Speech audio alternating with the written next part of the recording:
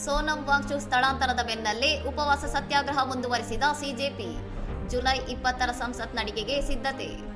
ಸೋನಂ ವಾಂಗ್ಚುಕ್ ಅವರನ್ನು ಪೊಲೀಸರು ಬಲವಂತವಾಗಿ ಆಸ್ಪತ್ರೆಗೆ ಸ್ಥಳಾಂತರಿಸಿದರೂ ಪ್ರತಿಭಟನೆ ನಿಲ್ಲುವುದಿಲ್ಲ ಎಂದು ಸ್ಪಷ್ಟಪಡಿಸಿರುವ ಸಿಜೆಪಿ ಸಂಸ್ಥಾಪಕ ಅಭಿಜಿತ್ ದೀಪ್ಗೆ ಶನಿವಾರದಿಂದ ತಾವೇ ಅನಿರ್ದಿಷ್ಟಾವಧಿ ಉಪವಾಸ ಸತ್ಯಾಗ್ರಹ ಆರಂಭಿಸುವುದಾಗಿ ಘೋಷಿಸಿದ್ದಾರೆ.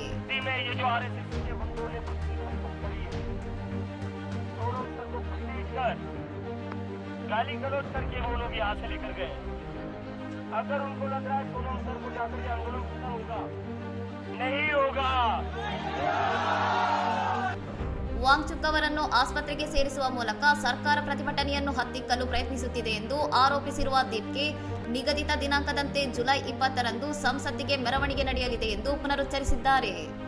ನೀಟ್ ಪ್ರಶ್ನೆ ಪತ್ರಿಕೆ ಸೋರಿಕೆ ಪ್ರಕರಣದಲ್ಲಿ ಕೇಂದ್ರ ಶಿಕ್ಷಣ ಸಚಿವ ಧರ್ಮೇಂದ್ರ ಪ್ರಧಾನ್ ಅವರ ರಾಜೀನಾಮೆಗೆ ಆಗ್ರಹಿಸಿ ನಡೆಯುತ್ತಿರುವ ಈ ಹೋರಾಟ ದೆಹಲಿ ಹೈಕೋರ್ಟ್ನ ನಿರ್ದೇಶನದಂತೆ ವಾಂಗ್ಚುಕ್ ಅವರ ವೈದ್ಯಕೀಯ ಸುರಕ್ಷತೆಗಾಗಿ ಅವರನ್ನು ಆಸ್ಪತ್ರೆಗೆ ಸ್ಥಳಾಂತರಿಸಿದ ನಂತರ ಮತ್ತಷ್ಟು ತೀವ್ರಗೊಂಡಿದೆ. ದೆಹಲಿ ಪೊಲೀಸರು ಹೈಕೋರ್ಟ್ ಆದೇಶದಂತೆ ಆರೋಗ್ಯದ ಹಿತದೃಷ್ಟಿಯಿಂದಲೇ ಕಾರ್ಯಾಚರಣೆ ನಡೆಸಲಾಗಿದೆ ಎಂದು ಸ್ಪಷ್ಟಪಡಿಸಿದ್ದು, ಪ್ರತಿಭಟನಾಕಾರರು ಶಾಂತಿಯುತವಾಗಿ ಸ್ಥಳ ತೆರವುಗೊಳಿಸುವಂತೆ ಮನವಿ ಮಾಡಿದ್ದಾರೆ. ಕಳೆದ 20 ದಿನಗಳಿಂದ ನಡೆದ ಉಪವಾಸದಿಂದ ಸೋನಂ ವಾಂಗ್ಚುಕ್ ಅವರು ತಮ್ಮ ದೇಹದ ತೂಕ 20% ಭಾಗವನ್ನು ಕಳೆದುಕೊಂಡಿದ್ದು ಸದ್ಯ ಸಫ್ದರ್ಜಂಗ್ ಆಸ್ಪತ್ರೆಯಲ್ಲಿ ವೈದ್ಯಕೀಯ ಮೇಲ್ವಿಚಾರಣೆಯಲ್ಲಿದ್ದಾರೆ.